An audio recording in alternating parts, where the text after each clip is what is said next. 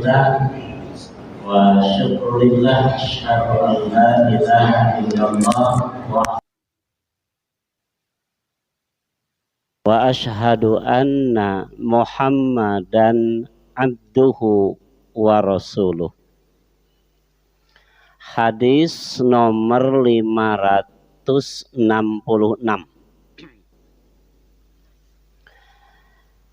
Bismillahirrahmanirrahim. Wa an ummi Atiyata radhiyallahu anha qalat dakhala alaina an-nabiyyu sallallahu alaihi wasallam wa nahnu nughassilu ibnatahu faqala igsilnaha salasan au khamsan au aktsara min dzalika in ra'aitunna dzalika bima'in wasidrin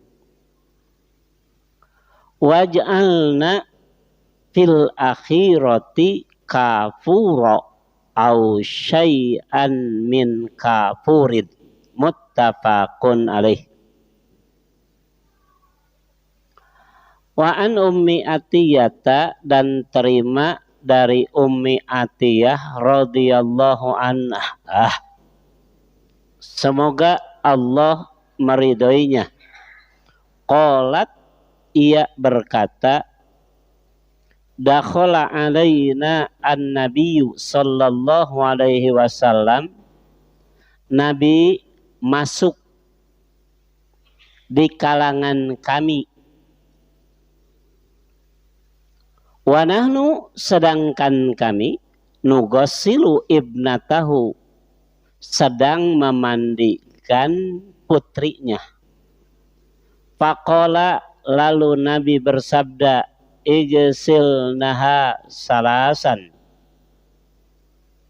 mandikanlah dia 3 kali, au khamsan, atau 5, au aktsara min dzalika, atau lebih dari itu, in ra'aitunna dzalika bima'in wasidrin, kalau dipandang perlu dengan air dan bidara.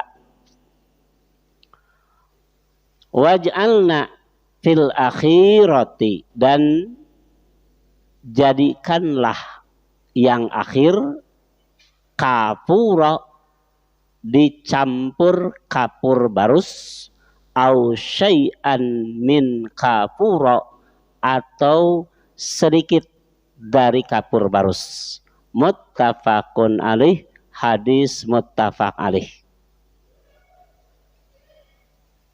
Wa fi lafdhin lil Bukhari, dan di dalam lafaz riwayat Al-Bukhari, fadaffarna sya'raha, lalu kami memintal rambutnya, salasata qurunin, menjadi 3 pintalan. Fa'alqainaha, lalu kami melepaskannya, khalfaha, ke belakangnya. Satu hadis berkaitan dengan ubudiyah, cara pemeliharaan jenazah, termasuk memandikannya. Seringkali orang salah memahami dari hadis-hadis yang berkaitan dengan ibadah memandikan jenazah. Pak, kalau kita memandikan jenazah boleh 5 kali atau 7 kali? Boleh? Kata siapa? Saya ulang nih. Boleh enggak ketika kita memandikan jenazah, ya, kita memandikan jenazah sampai 5 kali atau 7 kali? Boleh enggak? Boleh? Iya, kata siapa? Ada dalilnya? Ada dalilnya? Teruskan. Ketika kita memandikan jenazah tidak lebih dari 3 kali. Bagaimana kalau lebih? Harus punya alasan. Apa alasannya? Kalau perlu. Artinya sengaja memandikan jenazah lebih dari 3 kali harus punya alasan. Artinya tidak boleh. Karena sudah dibatasi oleh Rasul 3 kali. Bagaimana dengan 5, 7? Itu in ra'aitun nadzalik. Kalau dipandang perlu saja. Nah ini yang harus jeli. Kedua, di hadis ini para sahabat diantaranya Ummu Atiyah memberikan contoh, dan ini sebagai ajaran Nabi kita ketika memandikan jenazah perempuan, lalu mereka para sahabat perempuan memintal rambut si jenazah menjadi 3 pintalan. Pertanyaan, kalau ada laki-laki rambutnya panjang, apa harus dipintal atau harus dipotong?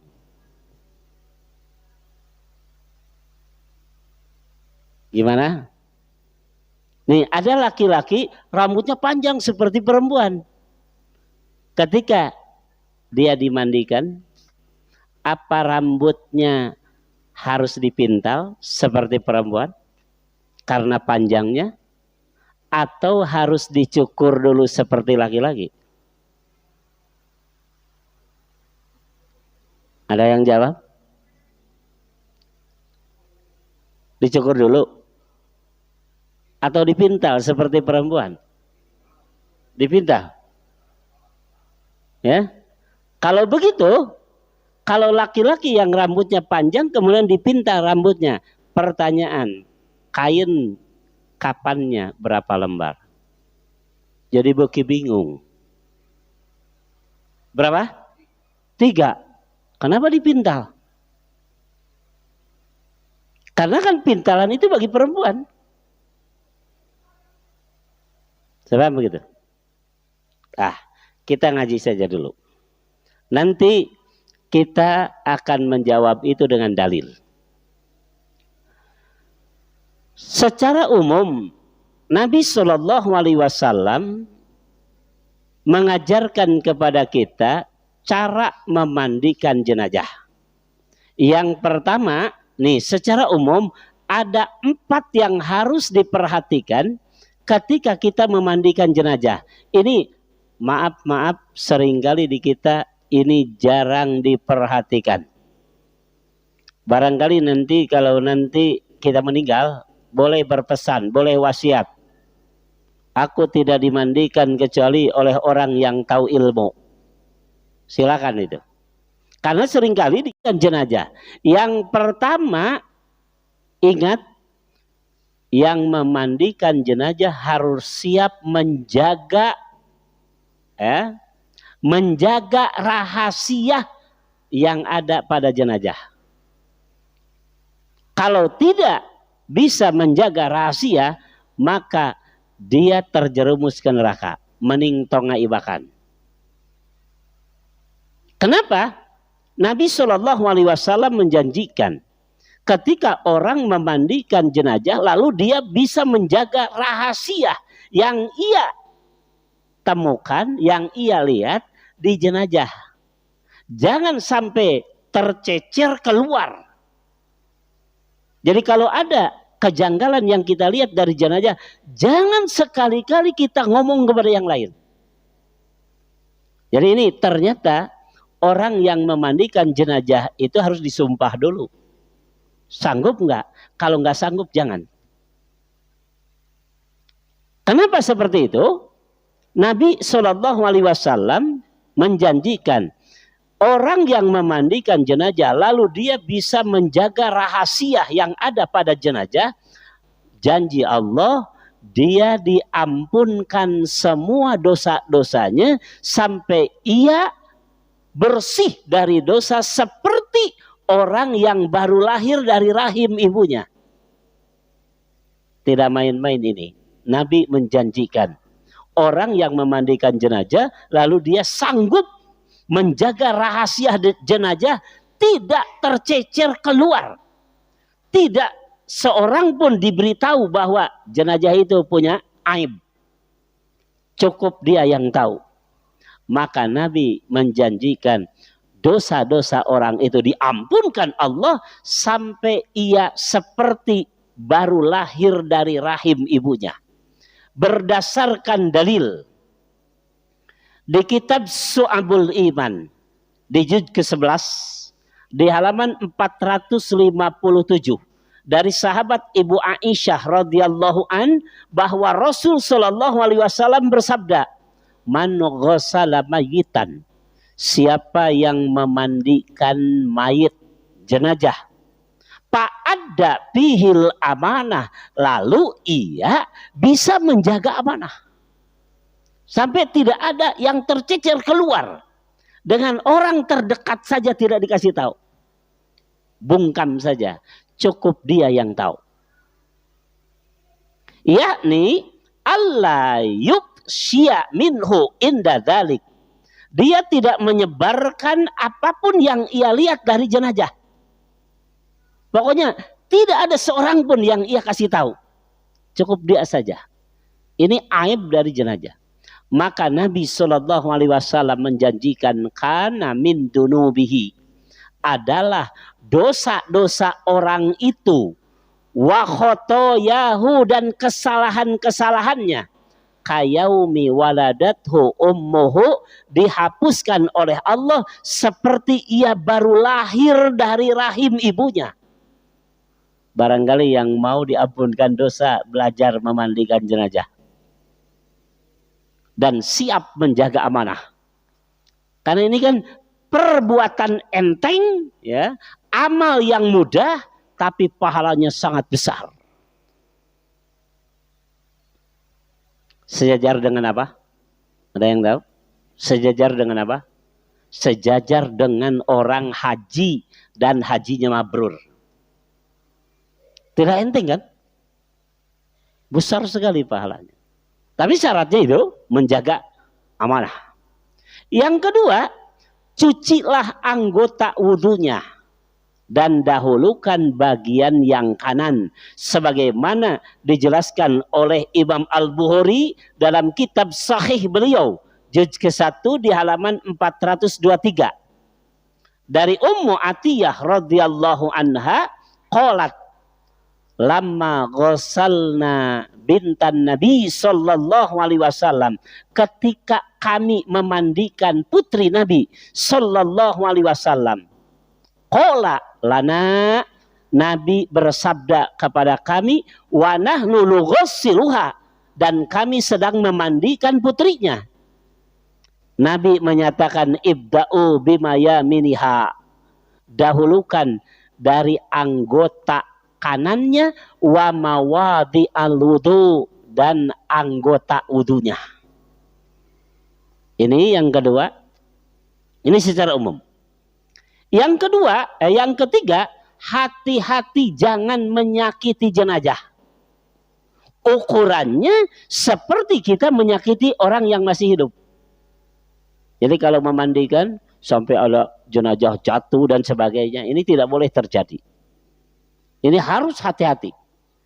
Karena ini diwanti-wantikan Nabi dengan hadis riwayat Ahmad di juz ke-42 di kitab Musnad Ahmad dari sahabat Ibu Aisyah radhiyallahu anha qalat, sesungguhnya ia berkata, sami'tun Nabi sallallahu alaihi wasallam, aku mendengar Nabi sallallahu alaihi wasallam yaqulu, beliau bersabda, inna kasra azmil mayyiti kakasrihi hayyan, sesungguhnya mematahkan tulang jenazah itu seperti mematahkan tulang yang masih hidup. Pertanyaan, jenazah kalau tulangnya dipatahkan sakit nggak? Sakit nggak? Coba, saya ulang nih. Nabi menyebutkan, inna kasro admil mayit, sesungguhnya mematahkan tulang yang mati atau mayit, kakasrihi hayyan, seperti mematahkan tulang yang masih hidup. Pertanyaan, yang mati kalau dipatahkan tulangnya sakit nggak? Sakit? Sakit nggak? Nggak sakit. Nggak? Kalau masih sakit jangan dikuburkan. Betul? Kenapa? Masih hidup dia. Yang mati kan dikuburkan. Nah, bagaimana Nabi menyatakan ini? Di hadis-hadis lain, juga di tafsir-tafsir, para ulama menjelaskan, inna kasro admil mayit kakasrihi hayyan, itu sama-sama dalam urusan dosa. Jadi jangan diartikan kalau yang hidup dipatahkan tulangnya sakit, yang mati juga sakit, jangan begitu. Mengenai dosanya. Kenapa? Yang sakit atau tidak? Wallahu a'lam. Saya tidak bisa menjawab tidak sakit. Kenapa? Belum ada berita kan dari sana. Siapa yang memberitakan? Tapi kalau saya tanya nih, kalau yang mati mendengar gak? Mendengar gak? Kenapa? Nabi menjelaskan bahwa ketika orang yang meninggal lalu datang orang yang menjenguk, itu semua terdengar. Sampai Nabi memberi ya pelajaran kepada kita, jangan ngomong keras-keras. Kenapa saya berkesimpulan jenazah mendengar? Ketika jenazah diusung, jenazah itu ngomong. Sampai ada hadis yang mengatakan, mau dibawa kemana aku ini? Coba kita yang nggak dengar. Nah, begitu jenazah dimasukkan ke liang lahat, Nabi menyebutkan jenazah itu mendengar apa yang terjadi di atasnya. Hatta yasma'a qur'ani alihim, sampai dia mendengar suara terumpah orang-orang yang menguburkannya dan pulang. Ini satu dalil bahwa jenazah itu mendengar. Sampai tagesrokna sendal, nutos ngurebgon, baralik gesrok, itu terdengar oleh jenazah. Hatta yasma'a qur'ani alihim. Suara sendal itu terdengar oleh jenazah. Wah, Ustadz gak percaya, buktikan saja. Artinya harus kita dahulu meninggal, baru beritahu yang lain. Nabi ini yang menyatakan, Nabi seperti itu. Makanya ini hati-hati jangan menyakiti jenazah, karena menyakiti jenazah dosanya sama dengan menyakiti orang yang masih hidup. Makanya Pak, jangan sampai punya nasib ketika kita meninggal nanti dimandikan oleh orang yang tidak tahu syariat.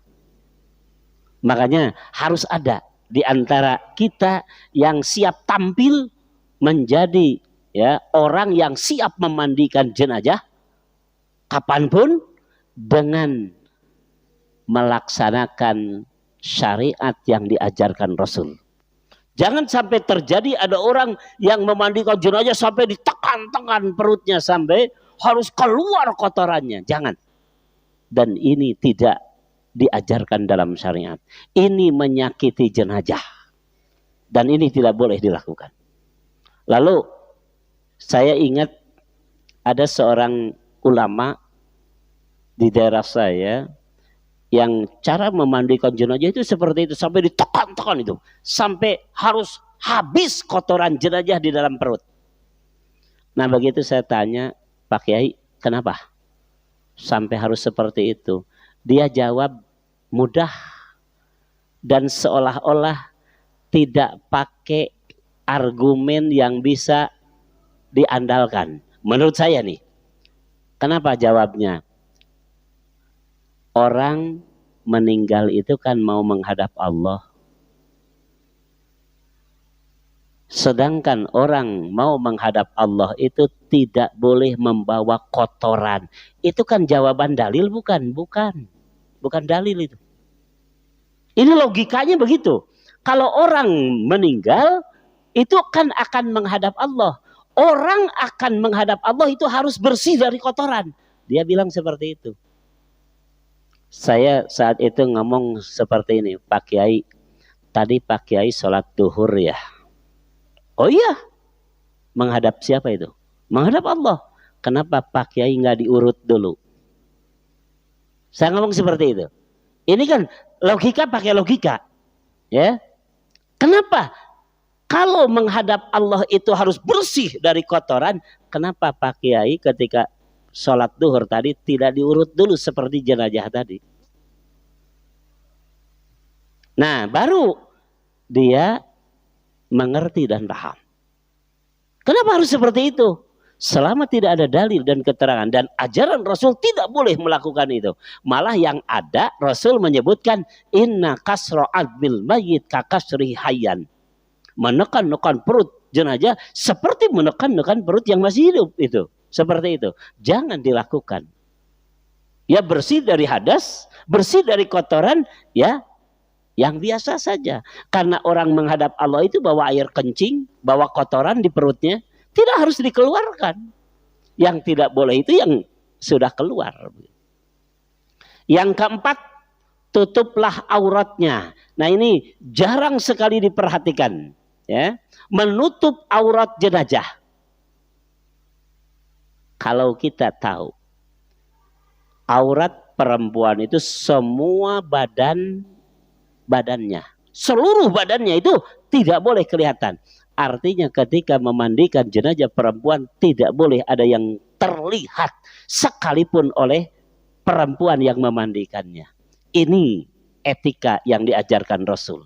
Tidak boleh. Sekarang coba lihat di lapangan. Kadang-kadang jenazah terbuka saja. Ini melanggar syariat. Dan ini tidak boleh dilakukan. Nah sekarang bagaimana laki-laki? Aurat laki-laki itu dari mana? Dari pusat sampai lutut.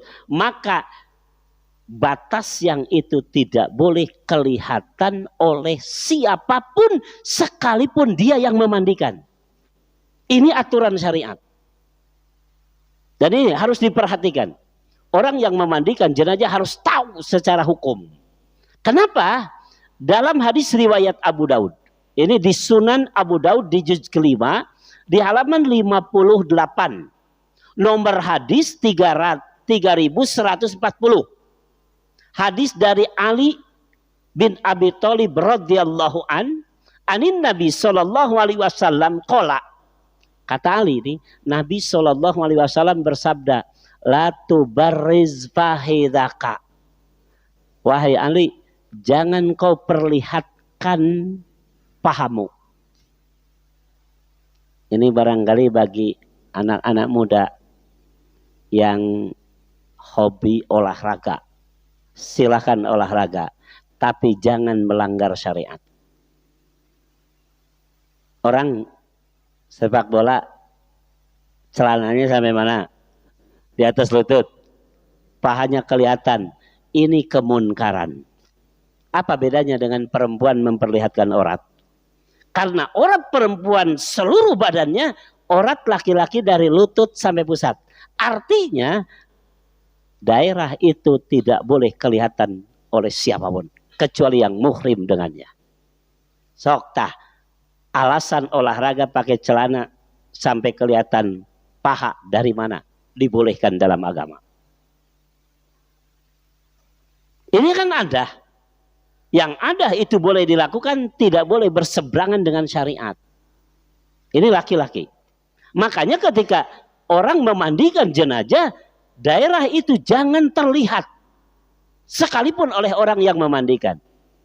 Apa dalilnya? Nabi menyebutkan wala tanduronna ila pahidi hayyin wala mayitin.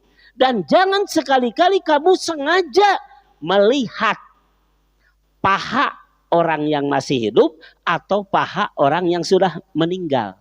Tidak boleh dalam agama. Sekalipun dengan alasan memandikan. Makanya ada etika ketika memandikan ditutup dengan kain agar auratnya tidak kelihatan. Tidak ada satupun dalil yang membolehkan orang melihat aurat jenazah karena memandikan. Gak ada. Ini yang harus diperhatikan. Karena ini barangkali kita belajar sunnah, belajar Quran, tapi melaksanakan cara ibadah memandikan jenazah saja belum berquran, belum bersunnah. Ini yang harus diperhatikan. Jadi tidak boleh dengan alasan memandikan sampai kita melihat aurat jenazah, tidak boleh. Sampai ada cara ditutup dengan kain, air dari atas, ini yang membersihkan itu di bawah kain. Kenapa? Biar tidak terlihat aurat. Nah, lalu berapa kali memandikan jenazah? Di hadis ini dijelaskan oleh Ummu Atiyah, Nabi bersabda, igsilnaha salasan. Ini yang pokok. Mandikan dia 3 kali. Sudah sampai di sana. 3 kali. Nah, di sini ada kalimat au khamsan au aktsara min dzalika, ya. Boleh 5, boleh lebih dari itu. In ra'aitun dzalika, itu kalau dipandang perlu. Selama bersih dengan 3 kali, tidak boleh lebih. Ini yang disabdakan Rasul. Igsil naha salasan. 3 kali. Makanya nanti yang memandikan jenazah lebih dari 3 kali. 5, 7, dan seterusnya silahkan. Tapi apa alasan melakukan itu? Perlunya apa? Nah, misalkan ini keluaran terus tidak bersih-bersih, silakan lakukan itu. Tapi selama 3 kali sudah bersih, Nabi menyebutkan igsil naha salasan. Nah, kemudian di hadis berikutnya Ummu Atiyah menyatakan padofarna sa'raha salasa kurunin.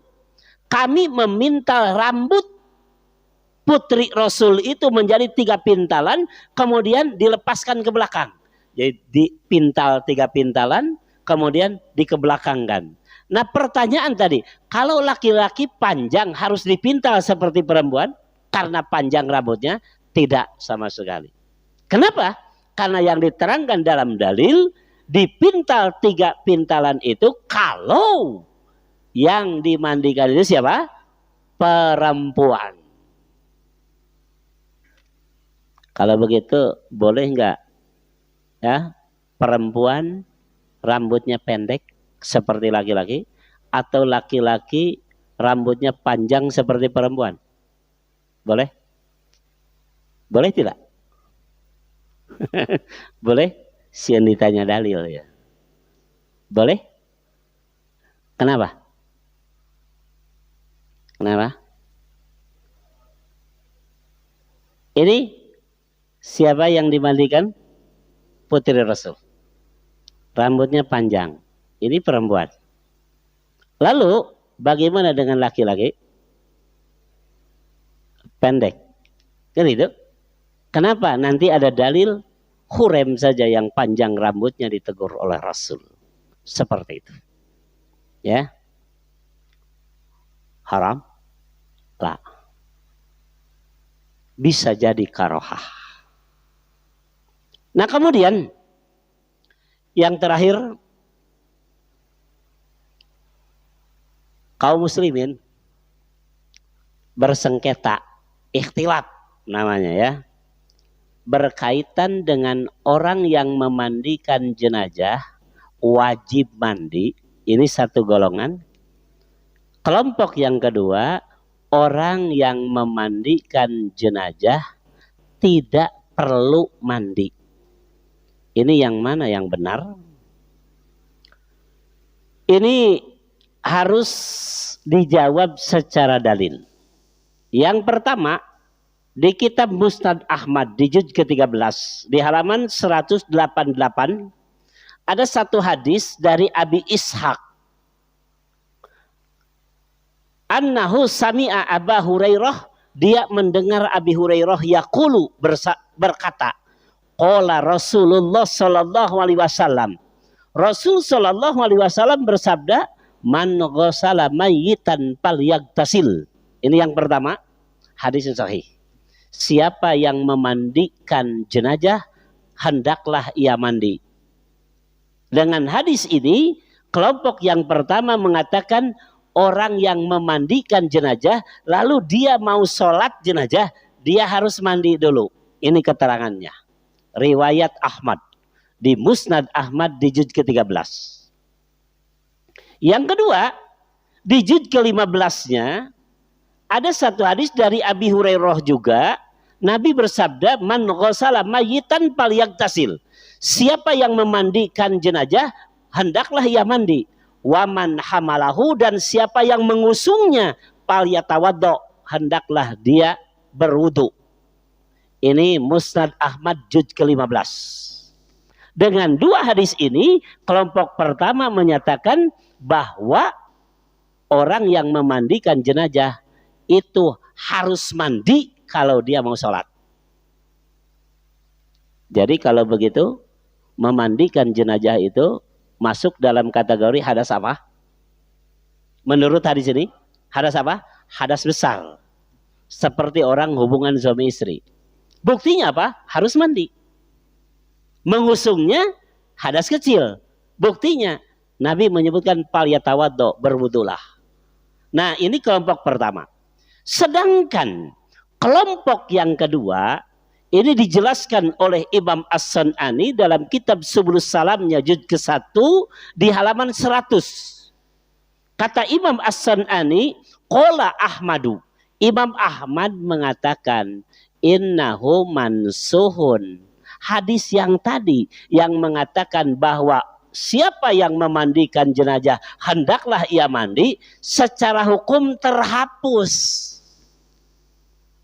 dengan hadis riwayat Al-Baihaqi dari Ibnu Abbas radhiyallahu an, bahwa Nabi bersabda, laisa alaikum fi gusli mayyitikum guslun.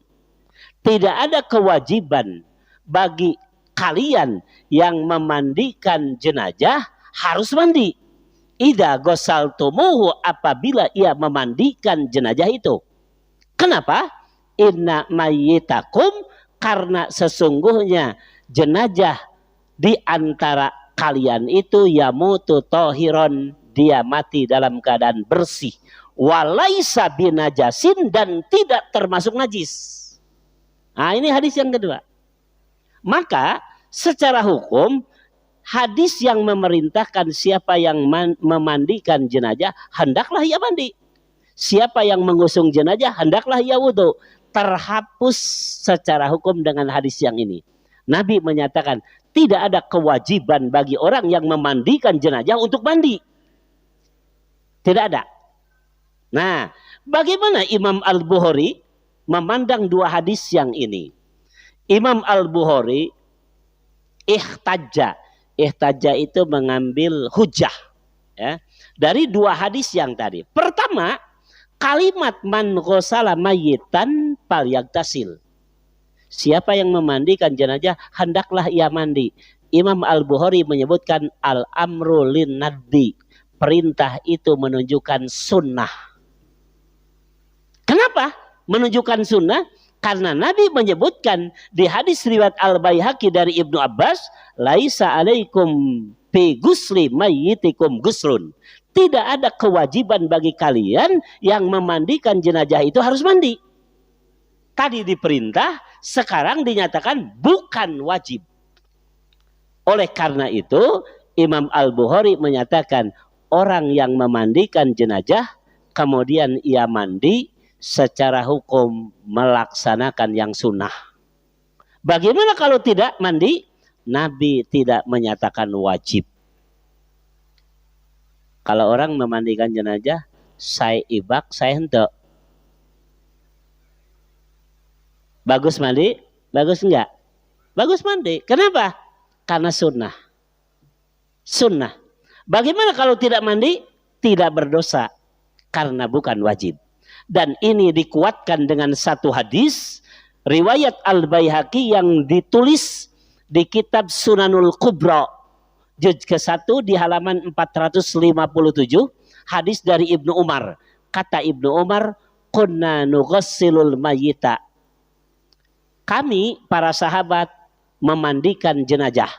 Paminna di antara kami mayyagtasilu, ada yang mandi. Wa minna, dan di antara kami malla yagtasil, ada yang tidak mandi.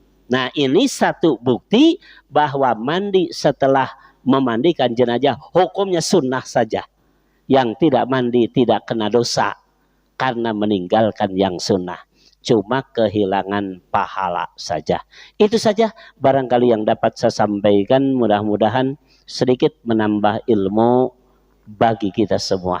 Barakallahu li wa lakum. Wassalamualaikum warahmatullahi wabarakatuh.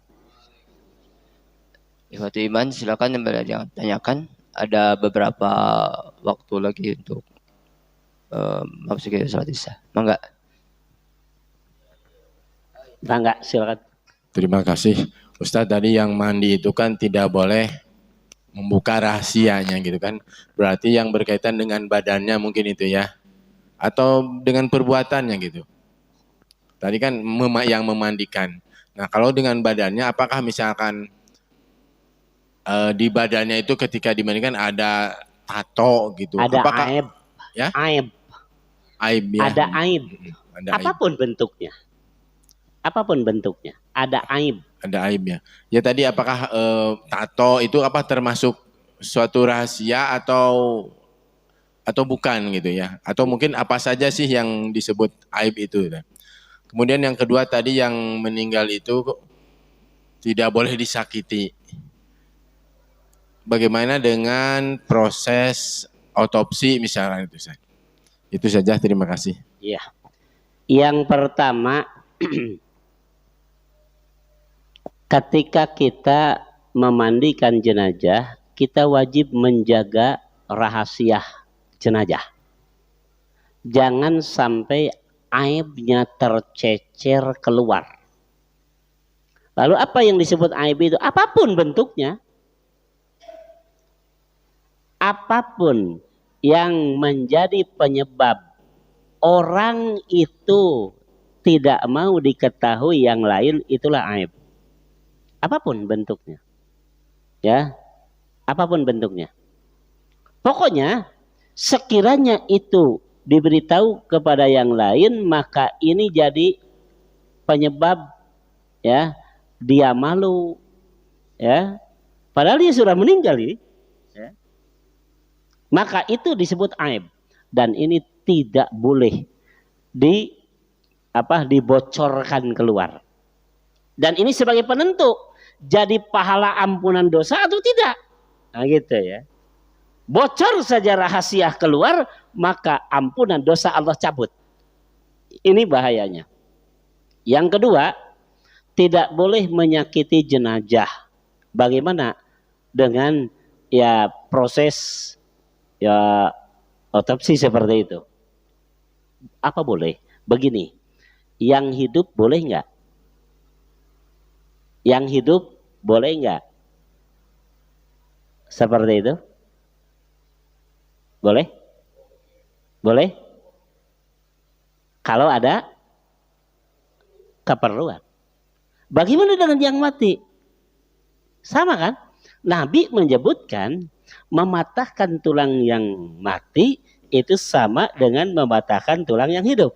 Kalau yang hidup boleh di saat diperlukan, maka yang mati pun boleh. Kira-kira apa bedanya? Selama itu benar-benar keperluan. Apalagi ini menyangkut keperluan umum, misalkan ini. Boleh begitu, silakan. Ya. Tapi ketika tidak ada kepentingan apa-apa, sengaja saja kita memotong-motong jenazah, tidak boleh. Ini dijelaskan dalam hadis yang ini. Cukup begitu? Wallahu a'lam. Sekarang Karena memasuki waktu Isya, kita tutup saja acara malam ini dengan ucapan hamdalah bersama. Alhamdulillahirabbil alamin. Assalamualaikum warahmatullahi wabarakatuh. Waalaikumsalam.